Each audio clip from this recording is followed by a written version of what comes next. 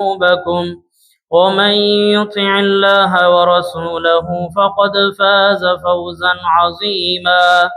أما بعد فإن خير الحديث كتاب الله وخير الهدي هدي محمد صلى الله عليه وسلم وشر الأمور محدثاتها وكل محدثة بدعة وكل بدعة ضلالة وكل ضلالة في النار. قال الله سبحانه وتعالى في الكلام المجيد والفرقان الحميد: أعوذ بالله من الشيطان الرجيم. واتخذ الله إبراهيم خليلا. رب اشرح لي صدري ويسر لي أمري واحلل عقدة من لساني يفقه قولي. رب زدني علما رب زدني علما رب زدني فهما. صدق اللہ العظیم. ہر قسم کی حمد و ثنا، تعریفات، تسبیحات اللہ مالک الملک کے لیے لائق اور زیبا ہے، جو رب تعالی پوری کائنات کا پالنے والا، خالق، مالک، رازق، تنہا یکتا ذات ہے۔ درود و سلام ہو امام الانبیاء، امام کائنات، جناب محمد الرسول اللہ صلی اللہ علیہ وسلم کی ذات اقدس پر، اور بے شمار لاتعداد رحمت نازل فرمائے اللہ رب العالمین صحابہ کرام رضوان اللہ علیہم اجمعین پر۔ محترم بھائیوں، جیسا کہ آپ جانتے ہیں کہ ماہ ذی الحجہ کا مہینہ شروع ہو چکا ہے، اور ان 10 دنوں کی قرآن اور صحیح احادیث میں بہت زیادہ فضیلت آئی ہے۔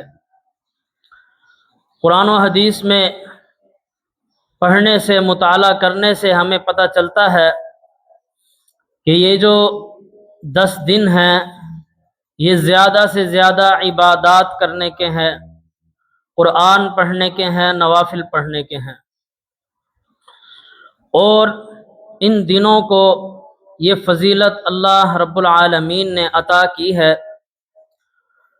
اور ان 10 دنوں میں ایک ایسا واقعہ بھی پیش آیا جس واقعے نے ان 10 دنوں کو مزید فضیلت والا بنا دیا، اور وہ واقعہ جس ہستی کی سیرت سے ملتا ہے وہ حضرت ابراہیم علیہ السلام ہے کہ ماہ ذی الحجہ کا مہینہ آئے اور حضرت ابراہیم علیہ السلام کا ذکر نہ کیا جائے تو یہ ناانصافی ہے، کیونکہ جب اللہ رب العالمین نے پورے امت میں جتنے بھی مسلمان ہیں سب کو حکم دیا ہے کہ باقی سب کام چھوڑ کر اگر تم نے کسی چیز کو یاد کرنا ہے تو وہ ابراہیم علیہ السلام کی قربانی ہے۔ اب ابراہیم علیہ السلام کی قربانی صرف یہ نہیں ہے کہ جانور قربان کیا جائے، بلکہ حضرت ابراہیم علیہ السلام اس سے کئی بلند شخصیت ہیں۔ یہ قربانی تو ابراہیم علیہ السلام کی زندگی کا ایک واقعہ ہے، ان کی آزمائشوں میں سے ایک آزمائش ہے۔ یہ ان کی کل سیرت اور کل دعوت نہیں ہے، ان کی دعوت کا ایک حصہ ہے۔ حضرت ابراہیم علیہ السلام وہ شخصیت ہیں کہ واحد باپ، جس باپ نے خود اپنے بیٹے کی گردن کے اوپر چھری چلائی، یعنی کوئی تصور بھی نہیں کر سکتا ایسا۔ حضرت ابراہیم علیہ السلام کی جب ہم سیرت کا مطالعہ کرنا شروع کرتے ہیں تو ہمیں پتہ چلتا ہے کہ ابراہیم علیہ السلام کے والد جو آزر تھے وہ کافر تھے، اور صرف عام کافر نہیں بلکہ بتوں کے پجاری بھی تھے، بت تراشنے والے بھی تھے، یعنی خود گھر کے اندر بت تراشتے تھے اور پھر ان بتوں کو آگے بیچا بھی کرتے تھے، بازاروں میں ان بتوں کو لے جا کر ان کی خرید و فروخت کرتے تھے۔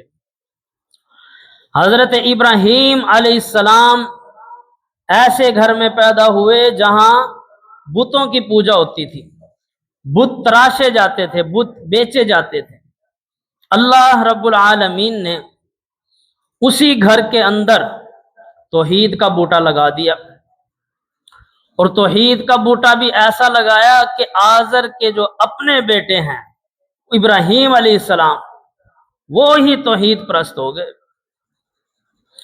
حضرت ابراہیم علیہ السلام نے اپنے والد کو بہت سمجھایا، ہر طرح سے سمجھایا کہ یہ اے ابا جان، یہ کفر کا کام ہے، یہ شرک کا کام ہے، یہ نہ کچھ بگاڑ سکتے ہیں نہ کچھ سنوار سکتے ہیں، انہیں چھوڑ دو۔ اب چلنی تو باپ کی تھی گھر میں، تو باپ نے کہا آزر نے کہ اگر تو اپنی دعوت سے باز نہ آیا تو میں تجھے زمین میں زندہ درگور کر کے تیرے اوپر پتھر برساؤں گا، یعنی تجھے رجم کر دوں گا۔ اگر تو اب اس گھر سے نہ نکلا تو میں تجھے گڑھا کھود کے زمین میں دفن کر کے اور پتھر مار مار کے ہلاک کر دوں گا، اگر اس دعوت سے باز نہ آیا اور اس گھر سے نہ نکلا۔ ابراہیم علیہ السلام گھر سے نکل گئے اور اپنے والد کو سلام کر کے گئے، ان کے لیے ہدایت کی دعا کر کے گئے، اللہ انہیں ہدایت دے۔ لیکن ابراہیم علیہ السلام کے بارے میں جناب محمد الرسول اللہ صلی اللہ علیہ وسلم فرماتے ہیں کہ کل قیامت کے دن حضرت ابراہیم علیہ السلام اللہ رب العالمین سے کہیں گے کہ اے اللہ میرے والد کا کیا ہوگا؟ اللہ رب العالمین فرمائیں گے کہ یہ کافر ہے، جہنم میں جائے گا۔ تو ابراہیم علیہ السلام کہیں گے کہ اے اللہ تو نے مجھ سے وعدہ کیا تھا کہ تو مجھے رسوا نہیں کرے گا۔ تو اللہ رب العالمین فرمائیں گے کہ یہ میرا عہد مشرکوں کے لیے نہیں ہے، جو مشرک ہے اس کے اوپر جنت حرام کر دی گئی ہے، جو کافر ہے اس کے اوپر جنت حرام کر دی گئی ہے۔ پھر آپ صلی اللہ علیہ وسلم فرماتے ہیں کہ ابراہیم علیہ السلام کو حکم دیا جائے گا کہ اپنے قدموں کی طرف دیکھو۔ جیسے ہی ابراہیم علیہ السلام اپنے قدموں کی جانب دیکھیں گے تو کیا دیکھیں گے کہ ایک بدصورت جانور کھڑا ہوا ہے۔ آپ صلی اللہ علیہ وسلم فرماتے ہیں اللہ رب العالمین ابراہیم علیہ السلام کے والد آزر کو ایک بدصورت جانور کی شکل میں بدل دیں گے۔ جب وہ جانور بن جائیں گے اس کے بعد اللہ حکم دے گا فرشتوں کو کہ اسے اٹھا کر جہنم کی آگ میں پھینک دو۔ یعنی اندازہ لگا لیجئے، اب کچھ لوگ یہ کہتے ہیں کہ یہ ابراہیم علیہ السلام کے والد نہیں بلکہ چچا تھے، والد نہیں بلکہ چچا تھے آزر۔ ہم یہ کہتے ہیں کہ اگر آپ والد اور چچا کی بحث میں جا ہی رہے ہیں، چلو آپ کی بات مان بھی لیں کہ چچا تھا، تو اس کا انجام کیا ہوا ہے؟ ابراہیم علیہ السلام کا چچا ہو اور اسے قیامت کے دن جانور بنا کر بدصورت شکل کا اور اسے جہنم کی آگ میں پھینکا گیا، اور ابراہیم علیہ السلام جس کے گھر میں پیدا ہوئے ہیں اس کا یہ انجام ہو رہا ہے، تو پتہ یہ چلتا ہے کہ صرف نسبت تو ابراہیم علیہ السلام کی نسبت ان کے والد ان کے چچا کے کام نہیں آئی، اور تھے وہ والد ہی آزر، کیونکہ قرآن مجید میں جو الفاظ آئے ہیں وہ والد کے آئے ہیں، اور اسی طرح احادیث سے بھی جو ہمیں پتہ چلتا ہے وہ ابراہیم علیہ السلام کے والد تھے۔ ابراہیم علیہ السلام نے ان کے لیے دعائے مغفرت کرنا چاہی جب وہ دنیا سے چلے گئے تھے، تو اللہ رب العالمین نے منع کر دیا کہ جو بندہ کفر کی حالت میں شرک کرتے ہوئے اس دنیا سے چلا جائے اس کے لیے مغفرت کی دعا مانگی جا سکتی نہیں۔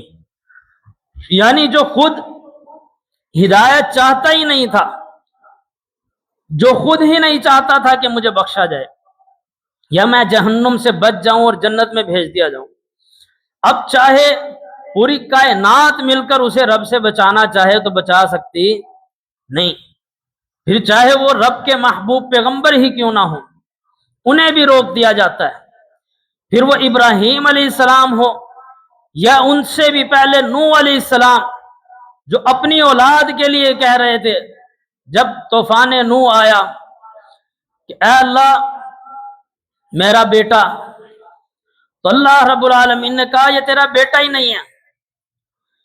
پتہ یہ چلا کہ جو رب کے ساتھ رشتہ ہے وہ خونی رشتے سے بھی بڑا ہوتا ہے، جو اللہ کے ساتھ بندے کا تعلق ہونا چاہیے، رشتہ ہونا چاہیے، وہ خونی رشتے سے بھی بڑا ہونا چاہیے۔ اگر رشتہ داری کی وجہ سے کسی نے بچنا تھا تو نوح علیہ السلام کا بیٹا بچتا، ابراہیم علیہ السلام کے والد بچتے، لوط علیہ السلام کی بیوی بچ جاتی، یا محمد الرسول اللہ صلی اللہ علیہ وسلم کا اپنا چچا بچ جاتا ابو لہب۔ تو یہ سب کے سب جہنم میں جائیں گے، جہنم کا ایندھن بنیں گے، اس وجہ سے کہ ان کے چاہے نیک متقی لوگوں کے ساتھ تعلقات بھی تھے، رشتہ داریاں بھی تھی، خونی رشتے بھی تھے، ایک ہی جگہ پلنے والے بڑے ہونے والے تھے، لیکن فرق یہ تھا کہ ایک کا تعلق رب کے ساتھ مضبوط تھا اور دوسرے کا نہیں تھا۔ تو ابراہیم علیہ السلام کے والد آزر وہ جہنم میں جانور بنا کر پھینکے گئے۔ تو ہمیں اس سے بہت ساری باتیں سیکھنے کو ملتی ہیں۔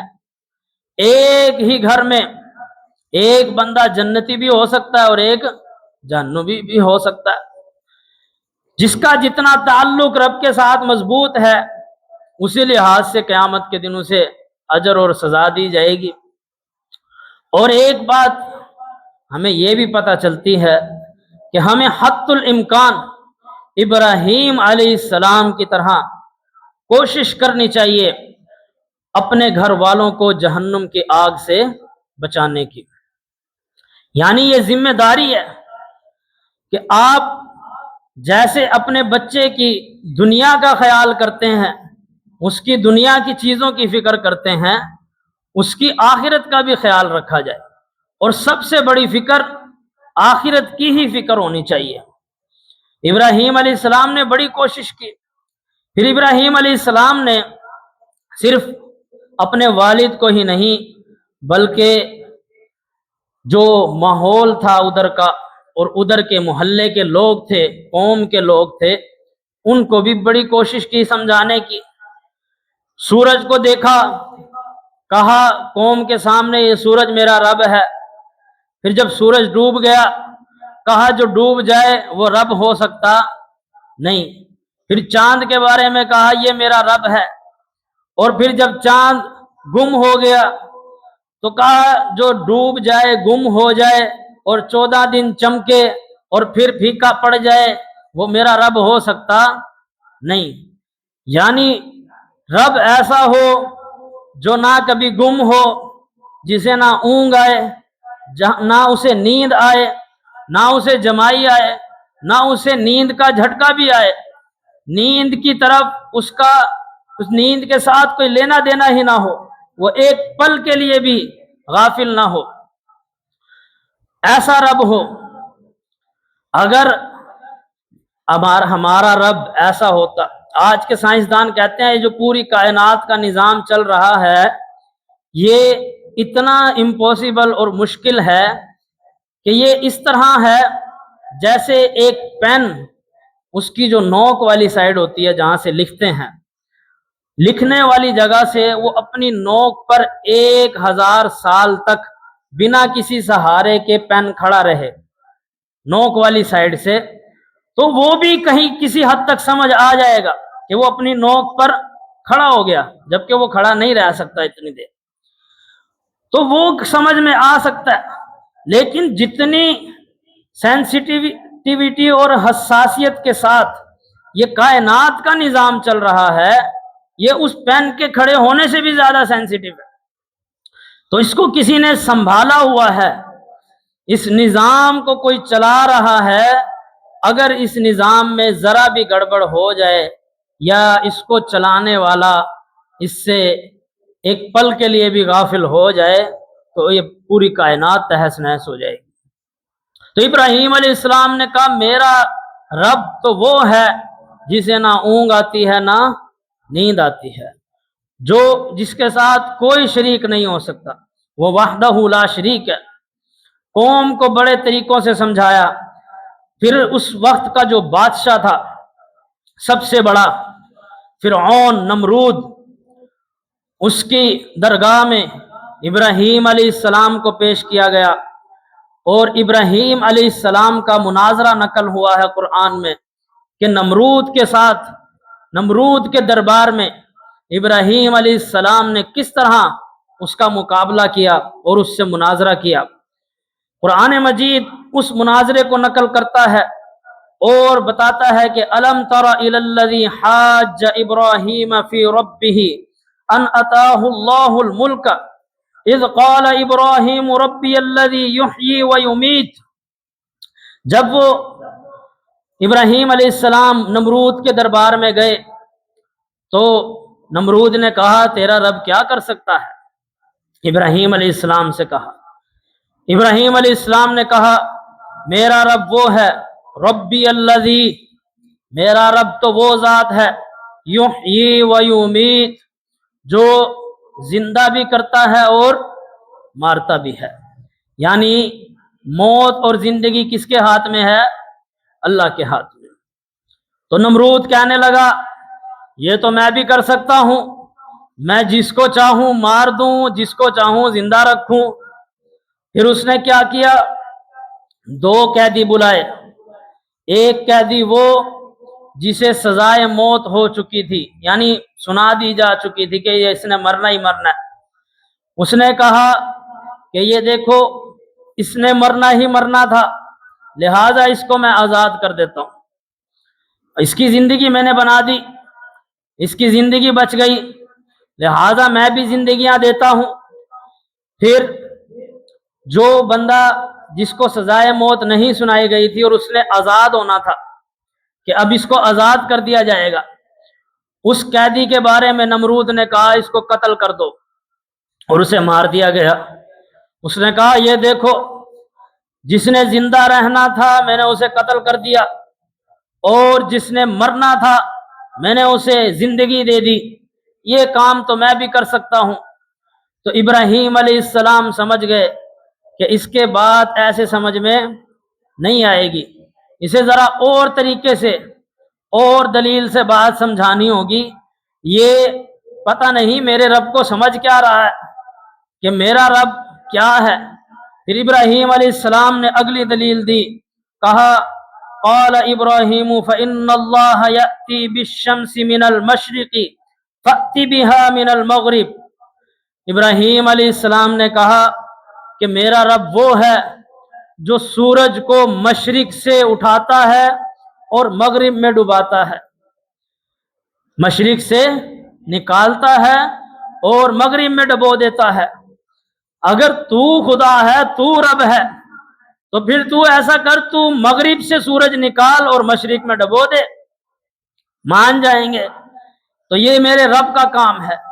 تو قرآن کہتا ہے جب اس نے ابراہیم علیہ السلام کی یہ دلیل سنی فَبُهِتَ الَّذِي كَفَرَ، تو وہ دنگ رہ گیا، حیران رہ گیا کہ یہ میں تو اس دلیل کا جواب دے ہی نہیں سکتا، یہ میرے سامنے کیا بات پیش کر دی ہے۔ اب اس واقعے سے ہمیں پتہ یہ چلتا ہے، جو ہمارے سیکھنے کا سبق ہے، کہ ہمیشہ باطل کا مقابلہ کرنا چاہیے۔ اگر آپ اکیلے تنہا بھی ہیں تو اگر تلوار سے مقابلہ نہیں کر سکتے تو اپنی زبان سے کم از کم اس کا رد کرنا انسان مسلمان پر فرض ہے کہ وہ اس کا مقابلہ کرے اور قرآن سے، احادیث سے، دلائل کی روشنی میں اس کا رد کرے۔ کوئی بھی اگر باطل کی دعوت اٹھتی ہے، کوئی بھی اگر برائی کی دعوت اٹھتی ہے، اس کا مقابلہ اسی طرح کیا جاتا ہے، دلائل کی روشنی میں۔ اور پھر یہ بھی ہو سکتا ہے کہ جب آپ حق بات کہیں اور باطل کا رد کریں تو اس کے مقابلے میں بہت سی گالیاں بھی سننی پڑیں، بہت سا برا بھلا بھی کہا جائے، یہ بھی ہو سکتا ہے۔ تو آج کے جو لوگوں نے بت بنائے ہوئے ہیں، آج کے جو لوگوں نے خدا بنائے ہوئے ہیں، چاہے وہ قبروں کی شکل میں ہوں یا پیر و فقیروں کی شکل میں ہوں یا بزرگوں کی شکل میں ہوں، کسی بھی شکل میں اگر کسی نے رب کی جگہ کسی اور کو دے رکھی ہے اور اس کو وہ پکارتا ہے تو اس کا بھی رد اسی طرح کیا جائے گا۔ ایک بات یہ پتہ چلی، اور دوسری بات ہمیں یہ پتہ چلتی ہے کہ جب حق آتا ہے تو باطل مٹ جاتا ہے۔ ابراہیم علیہ السلام جب یہ حق کی دعوت دے رہے تھے تو ابراہیم علیہ السلام کے علاوہ وہاں کوئی بھی نہیں تھا جو توحید پرست ہو۔ اسی لیے تو اللہ رب العالمین نے ابراہیم علیہ السلام کو اپنا دوست بنایا، واتخذ اللہ ابراہیم خلیلا، کہ ابراہیم ہمارا دوست ہے۔ تو اللہ جسے اپنا دوست بنا لے اس کی تو بات ہی پھر اور ہے۔ اللہ رب العالمین جس سے یاری لگا لے، اور جو اپنے رب کو اپنا دوست بنا لے، اسی طرح جناب محمد الرسول اللہ صلی اللہ علیہ وسلم نے فرمایا کہ اللہ رب العالمین نے ابراہیم علیہ السلام کو اپنا دوست بنایا اور اس کے بعد میں محمد صلی اللہ علیہ وسلم کو اپنا دوست بنایا۔ اور یہاں تک کہ جناب محمد الرسول اللہ صلی اللہ علیہ وسلم نے فرمایا کہ میں اپنے باپ ابراہیم علیہ السلام کی دعا ہوں، یعنی میں جو پیدا ہوا ہوں، مجھے جو مبعوث کیا گیا ہے، وہ کس کی دعا ہے؟ ابراہیم علیہ السلام کی، یعنی محمد الرسول اللہ صلی اللہ علیہ وسلم جن کے ہم امتی ہیں، وہ نبی خود جن کی دعا ہے وہ ابراہیم علیہ السلام ہے۔ حضرت ابراہیم علیہ السلام بہت بڑی شخصیت ہیں، بہت بڑی شخصیت ہیں۔ ابراہیم علیہ السلام کے بارے میں یہودی کہتے ہیں یہ ہمارے ہیں، عیسائی کہتے ہیں یہ ہمارے ہیں، مسلمان کہتے ہیں یہ ہمارے ہیں، اور جناب محمد الرسول اللہ صلی اللہ علیہ وسلم خود فرماتے ہیں کہ میں ملت ابراہیم پر ہوں، میں ابراہیم علیہ السلام کی اولاد سے ہوں، وہ میرے باپ ہیں، میرے والد ہیں، ان کی نسل سے میں آیا ہوں، اور انہوں نے رب سے دعا مانگی تو میں دنیا میں آیا ہوں۔ ابراہیم علیہ السلام نے اللہ سے دعا کی تھی کہ اے اللہ اس گھر کو آباد کرنے کے لیے پیغمبر بھیج دے جو تیرا نام لینے والا ہو، اس ویران جگہ کو آباد کرنے والا ہو۔ تو آپ صلی اللہ علیہ وسلم کہیں اور بھی پیدا ہو سکتے تھے، دنیا میں اور بڑی جگہیں تھی، بڑی خوبصورت بہترین جگہیں، لیکن اللہ نے ایسی جگہ پر محمد الرسول اللہ صلی اللہ علیہ وسلم کو پیدا کیا جہاں کی زمین ریتلی ہے، پہاڑ ہی پہاڑ ہیں، اور صاف پانی کی قلت ہے، اور ویرانہ ہی ویرانہ، کوئی ایسی آبادی نظر نہیں آتی تھی، اور خوراک ہے تو وہ کھجوریں ہیں بس، اور کچھ وہاں اگتا نہیں ہے۔ ایسی جگہ پر کیوں پیدا کیا؟ کیونکہ محمد الرسول اللہ صلی اللہ علیہ وسلم نے اس جگہ کو آباد کرنا تھا، اور وہ دعا ابراہیم علیہ السلام کی آج تک پوری ہوتی جا رہی ہے۔ ابراہیم علیہ السلام نے اپنے رب سے دعا کی تھی، قرآن میں وہ دعا نقل ہوئی ہے کہ اللہ اپنے اس گھر کو آباد کر۔ اور وہ آباد کیسے ہو رہا ہے کہ ہر سال حج کرنے والوں کی تعداد بڑھتی جا رہی ہے۔ آج سے 3-4 سال پہلے جو حج کرنے والوں کی تعداد کاؤنٹ کی گئی تھی وہ 40 لاکھ لوگ تھے، یعنی 40 لاکھ لوگوں نے آج سے 3 سے 4 سال پہلے حج کیا تھا۔ اور یہ تعداد محمد الرسول اللہ صلی اللہ علیہ وسلم کے دور میں ہی بڑھنا شروع ہو گئی تھی۔ نبی کریم صلی اللہ علیہ وسلم نے جب حجۃ الوداع کا خطبہ دیا حج کے موقع پر، اس وقت صحابہ اکرام رضوان اللہ علیہم اجمعین کی تعداد 1 لاکھ تھی۔ 1 لاکھ صحابہ کو محمد الرسول اللہ صلی اللہ علیہ وسلم نے خطاب کیا حج کے موقع پر۔ تو یہ ہیں ابراہیم علیہ السلام، اور ان کے واقعات، ان کی سیرت اور ان کی دعوت مطالعہ کرنے کے بعد اور سننے کے بعد لگتا ایسے ہے کہ جیسے کوئی لاکھوں کی فوج تھی جس نے ورک کیا، لگتا ایسے ہے کہ پوری جماعت تھی جس نے کام کیا، لیکن حقیقت کیا ہے کہ ابراہیم اکیلے تھے۔ ابراہیم علیہ السلام تنے تنہا اکیلا بندہ جس نے پوری قوم کا مقابلہ کیا اور ڈٹ کے مقابلہ کیا۔ تو اس طرح جو نمرود تھا اس کو لاجواب کیا۔ تو میں بتا رہا تھا کہ آج بھی ہمیں ضرورت ہے کہ ہم آج کے وقت کے جو نمرود ہیں، فرعون ہیں، ان کا اسی طرح ڈٹ کے مقابلہ کریں۔ جو باطل ہے، جب حق آئے گا باطل ویسے ہی مٹ جائے گا۔ نبی کریم صلی اللہ علیہ وسلم جب دعوت دیتے رہے اور 13 سال کے بعد، جب بلکہ 20 سال کے بعد تقریباً جب آپ صلی اللہ علیہ وسلم نے مکہ کو فتح کیا، تو اس وقت آپ صلی اللہ علیہ وسلم بتوں کو توڑتے ہوئے یہ آیات پڑھ رہے تھے، وَقُلْ جَاءَ الْحَقُّ وَزَهَقَ الْبَاطِلُ إِنَّ الْبَاطِلَ كَانَ زَهُوقًا، اور حق آ گیا اور باطل مٹ گیا، اور باطل مٹنے ہی والا تھا۔ تو آج کچھ لوگ اس بات پہ فخر کرتے ہیں کہ ہم تعداد میں بہت بڑے ہیں، تعداد میں بہت زیادہ ہیں۔ یہ قبروں کے پجاری، یہ مشرک، یہ غیر اللہ کو پکارنے والے، یہ اللہ کے ساتھ دوسروں کو شریک ٹھہرانے والے، یہ وسیلے کے نام پر اللہ کے ساتھ شرک کرنے والے، غیر اللہ کے نام پر نذر و نیازیں تقسیم کرنے والے، اور غیر اللہ کے نام پر جانوروں کو ذبح کرنے والے، اللہ کو چھوڑ کر غیر اللہ کے نام لینے والے، یہ آج صرف ایک دلیل کو لے کر پھر رہے ہیں، ایک بات، اور وہ یہ کہ ہم تعداد میں زیادہ ہیں، ہماری کثرت ہے، ہم اتنی زیادہ تعداد میں ہیں، ہم اس لیے حق پر ہیں، جبکہ یہ حق پر ہونے کی دلیل نہیں ہے۔ یعنی آپ ان کو جب سمجھاؤ گے تو وہ اپنے 4 بندے اور لے آئیں گے، اور سمجھاؤ گے تو وہ دلیل نہیں دیں گے، وہ کہیں گے یہ سب پاگل ہیں، 100 بندے اور جو یہی کر رہے ہیں، یہ دلیل ہے۔ جبکہ کثرت کا ہونا دلیل نہیں ہے، کثرت کا ہونا اس بات کی دلیل نہیں ہے کہ یہ حق ہے۔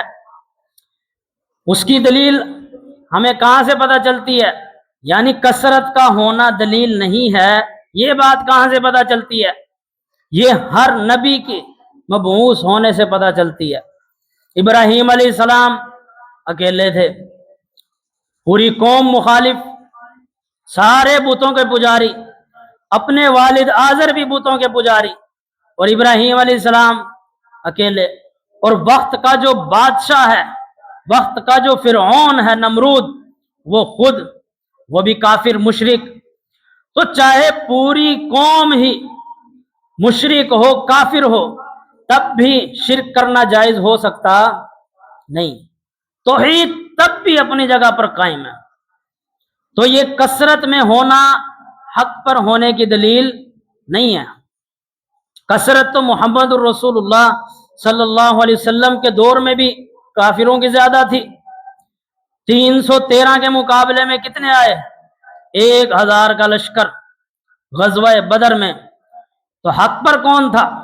جو تھوڑے تھے 313 تھے، اور آج بھی اس وقت سے لے کر آج تک مسلمان کم تعداد میں ہیں، کافر مشرک زیادہ تعداد میں ہیں۔ اس کا مطلب یہ تھوڑی ہے کہ وہ حق پر ہو گئے۔ تو کثرت سے ہونا حق پر ہونے کی دلیل نہیں ہے۔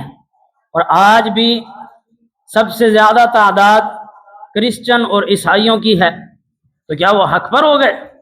پھر ہم بھی عیسیٰ علیہ السلام کو معاذ اللہ اللہ کا بیٹا مان لیں کہ وہ یہ جو اکثریت ہے وہ یہ بات کر رہی ہے لہذا ہم بھی مان لیں؟ نہیں، قطعاً نہیں۔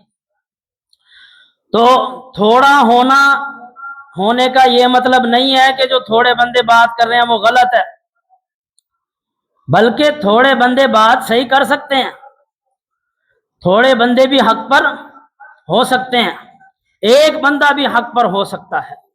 کل قیامت کے دن بھی جب اعلان ہوگا تو کہا جائے گا، نبی کریم صلی اللہ علیہ وسلم نے فرمایا کل قیامت کے دن ایک اعلان ہوگا، اور وہ اعلان سننے کے بعد جو بچے بھی ہوں گے، چھوٹے بچے، جیسے ہی وہ اعلان سنیں گے قیامت کے دن تو وہ پریشانی، ڈپریشن، ٹینشن کی وجہ سے بوڑھے ہو جائیں گے، ان کے بال سفید ہو جائیں گے وہ اعلان سننے کے بعد۔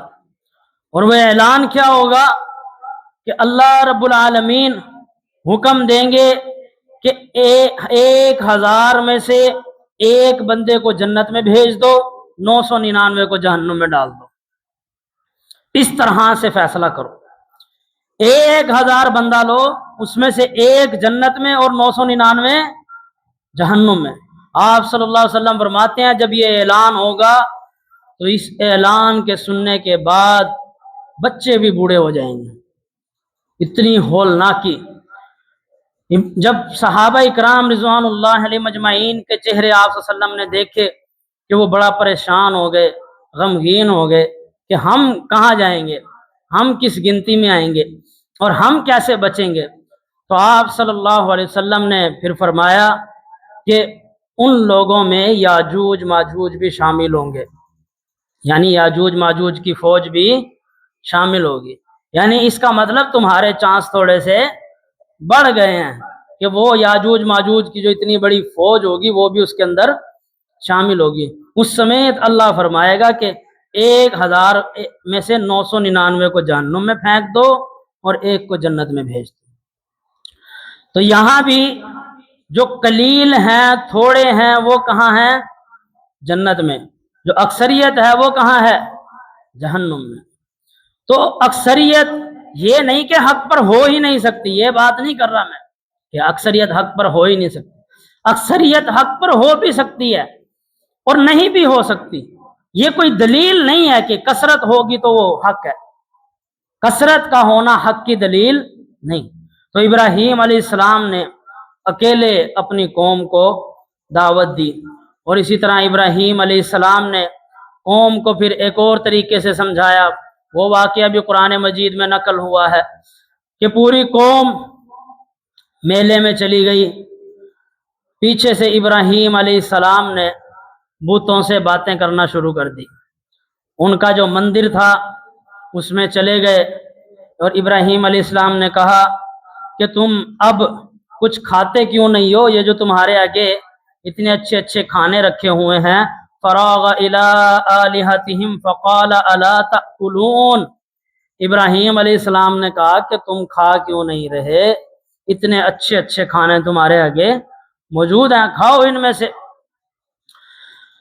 ما لکم لا تنطقون، بات کیوں نہیں کر رہے؟ کوئی گپ شپ لگاؤ، بات کرو میرے ساتھ، بڑے حاجت روا مشکل کشا بنتے ہو، کوئی بات چیت تو کرو۔ کچھ بھی نہیں بول رہے، چھپ کر کے کھڑے ہیں۔ اب وہ کہاں سے بولنے لگے؟ وہ تو بت ہیں۔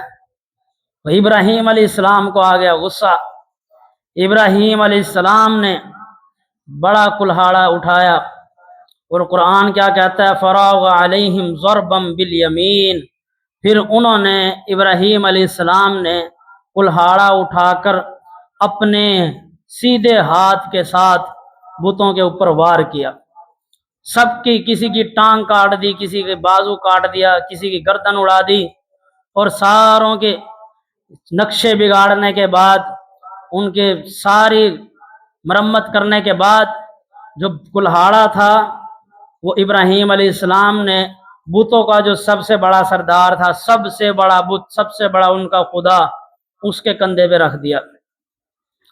اب قوم کے لوگ آئے، بات چیت کرنے لگے، کہا یہ کام کس نے کیا ہے؟ ابراہیم کو بھی بلاؤ، وہ ہمارے بتوں کے خلاف بولتا تھا۔ ابراہیم علیہ السلام آ گئے، قوم نے کہا یہ کام تم نے کیا ہے؟ ابراہیم علیہ السلام نے کہا یہ تمہارا بڑا بت کھڑا ہے، کلہاڑا بھی اسی کے ہاتھ میں ہے، لہذا اس سے پوچھ لو، اسی سے پوچھو کس نے توڑا ہے، مجھے کیا تنگ کر رہے ہو؟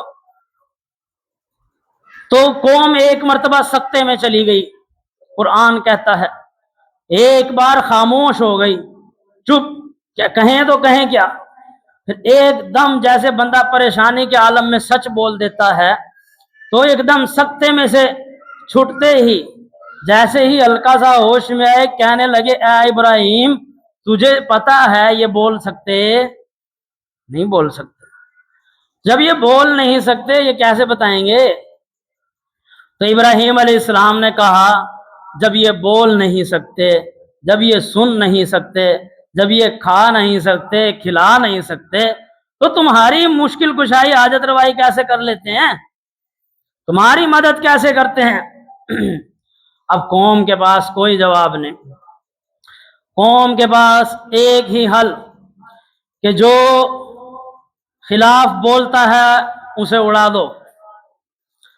قوم نے کہا کہ اچھا ابراہیم تو باز نہیں آئے گا، باپ نے بھی گھر سے نکال دیا لیکن دعوت سے باز نہیں آیا، لہذا اتنی بڑی آگ لگاؤ جس کے شعلے بادلوں کو چھوئیں، اتنی بڑی آگ لگاؤ کہ اس کے اوپر سے پرندہ بھی نہ گزر سکے، بچنے کا کوئی سوال ہی پیدا نہ ہو۔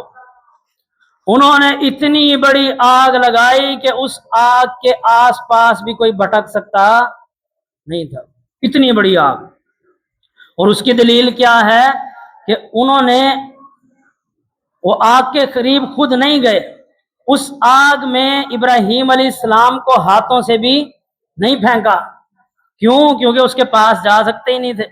اتنی بڑی آگ جس کے شعلے آسمان کی طرف جا رہے ہیں، بلند و بالا آگ، اتنی بڑی آگ لگانے کے بعد ایک انہوں نے منجنیق تیار کی، منجنیق جس کے ذریعے سے بڑے بڑے گولے پہلے جنگوں میں مارے جاتے تھے، یعنی ایک بڑی منجنیق، جیسے جھولا ہوتا ہے نا بہت بڑا، جھولے کے اندر بیٹھتے ہیں ایسے دھکا دیتے ہیں، منجنیق بھی اسی طرح کی ہوتی ہے۔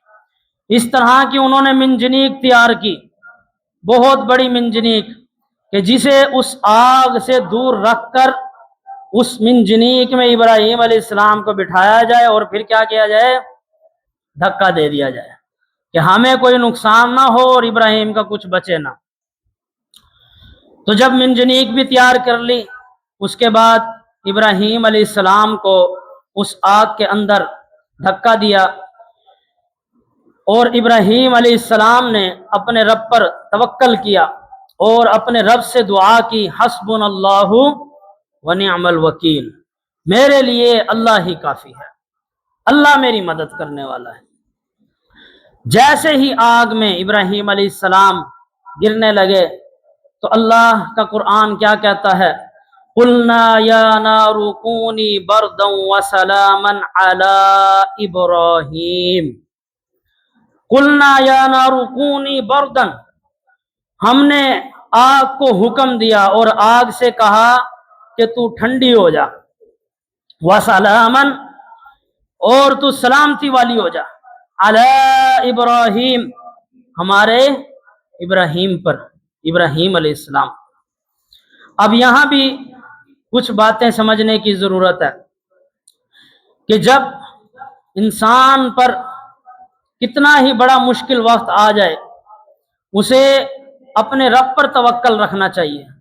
وَمَن يَتَّقِ اللَّهَ يَجْعَل لَّهُ مَخْرَجًا، اور جو کوئی اللہ پر توکل کرتا ہے اللہ اس کے لیے نکلنے کا راستہ بنا دیتا ہے۔ وَيَرْزُقْهُ مِنْ حَيْثُ لَا يَحْتَسِبُ، اللہ اسے ایسی جگہ سے رزق دیتا ہے جہاں سے اسے گمان بھی نہیں ہوتا، وہ تصور بھی نہیں کر سکتا۔ تو ابراہیم علیہ السلام نے اپنے آخری وقت تک بھی انکار نہیں کیا، جبکہ شریعت کا قانون یہ بھی ہے کہ اگر تمہاری جان پر بن آئے، یعنی موت بالکل پتہ ہے آ جائے گی، اس وقت بھی افضل کام تو یہ ہے کہ تم شرک نہ کرو، لیکن اگر اپنی جان بچانے کے لیے کچھ حرام کھانا پڑے تو کھا سکتے ہو۔ اگر اپنی جان بچانے کے لیے دل میں ایمان رکھ کر زبان سے کچھ کفر کہہ بھی دو تب بھی اللہ پکڑے گا نہیں، کیوں؟ اب تمہاری جان پر بن آئی ہے، پہلے زندگی بچاؤ۔ ہمیں اللہ کو تو علم ہے تم اندر سے مسلمان ہو، لیکن یہ ایک اعلیٰ درجہ ہے کہ پوری قوم مخالف ہے، آگ تیار ہے، منجنیق بن گئی ہے، ابراہیم علیہ السلام کو اس میں جلایا جانا ہے، اس کے باوجود بھی ابراہیم علیہ السلام پیچھے ہٹنے کے لیے تیار نہیں، اور اکیلا بندہ۔ یہ بات دماغ میں رکھنے کی ضرورت ہے۔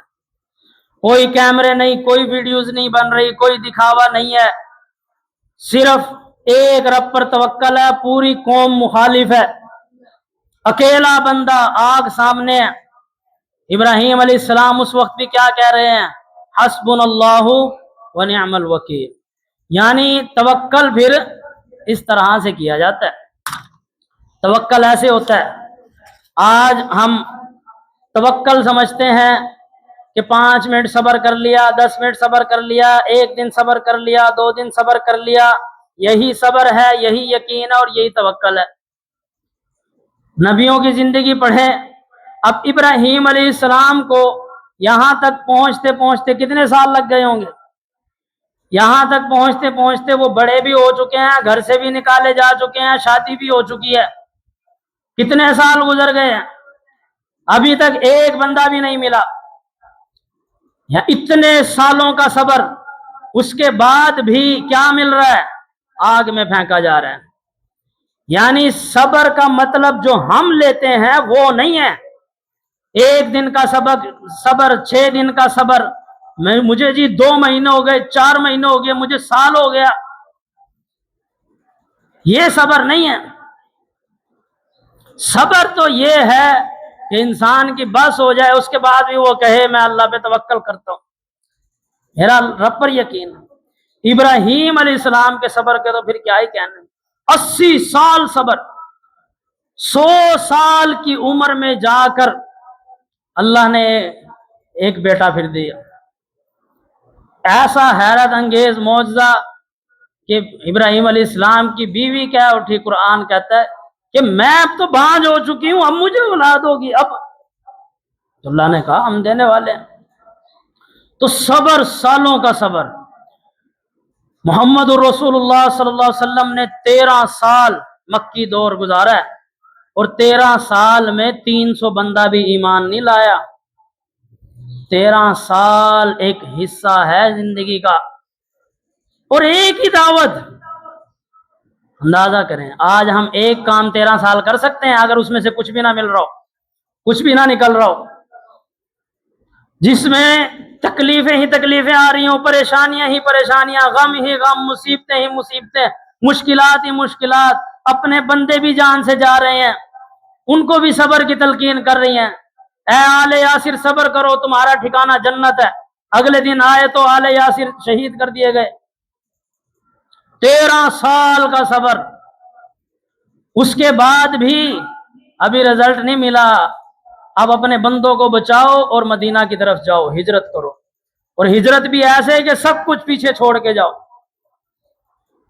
اس کے بعد بھی 20 سال لگ گئے، اور پھر وقت آیا تبدیلی کا، اور پھر محمد الرسول اللہ صلی اللہ علیہ وسلم نے 10,000 کا لشکر لیا، پھر 1 لاکھ صحابہ۔ یہ ہے صبر۔ تو صبر کا جب مطلب پتہ چل جائے گا کہ صبر کس چیز کو کہا گیا ہے، تو ہمیں پھر پتہ چل جائے گا کہ ہم نے زندگی میں صبر کیسے کرنا ہے۔ ابراہیم علیہ السلام کو آگ میں پھینکا گیا، اس وقت تک اب آگ کا کام تھا جلانا، اب ہوا جا کر معجزہ کہ ہم نے آگ کو کہا قلنا یا نار کونی بردا وسلاما، ابراہیم علیہ السلام جب آگ میں پھینکے گئے ہم نے آگ کو کہا کہ ٹھنڈی ہو جا۔ اب اگر آگ ٹھنڈی ہو جاتی تو وہ ٹھنڈی آگ بھی ابراہیم علیہ السلام کو نقصان دے۔ کیا خیال ہے اگر آج کسی کو برف میں پھینک دیا جائے کتنی دیر زندہ رہ لے گا وہ؟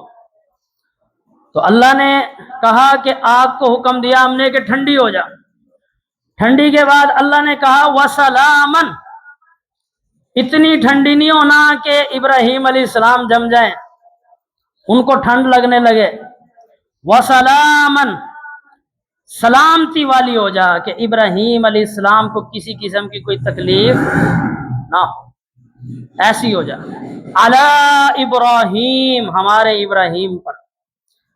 جب انسان اتنی مشکلات کے بعد اس وقت پر پہنچتا ہے تو اللہ نام لے کر کہتا ہے کہ میرے اس بندے کی مدد کی جائے، پھر معجزے نازل ہوتے ہیں، لیکن اس کے لیے بڑا ہی لمبا صبر ہے۔